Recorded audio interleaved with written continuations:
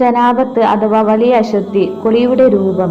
സ്ത്രീ പുരുഷ ലൈംഗിക ബന്ധം, സ്ഖലനം, ആർത്തവം, പ്രസവരക്തം എന്നീ കാരണങ്ങൾ മൂലം വലിയ അശുദ്ധി ഉണ്ടാക്കുന്നു.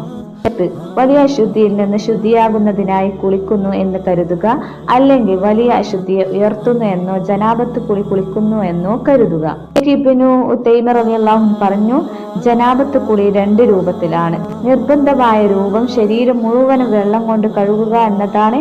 അതിൽ വായിൽ വെള്ളം കുപ്പിളിക്കുകയും മൂക്കിൽ വെള്ളം കയറ്റി ചീറ്റലും ഉൾപ്പെടും.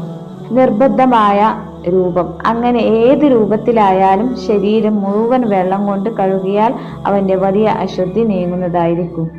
നിങ്ങൾ ജനാബത്ത് അഥവാ വലിയ അശുദ്ധി ബാധിച്ചവരായാൽ നിങ്ങൾ കുളിച്ച് ശുദ്ധിയാവുക.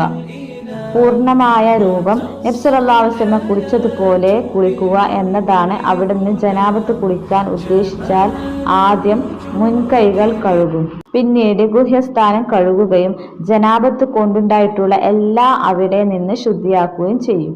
പിന്നീട് പൂർണ്ണമായ എടുക്കും. ശേഷം 3 തവണ തല കഴുകും.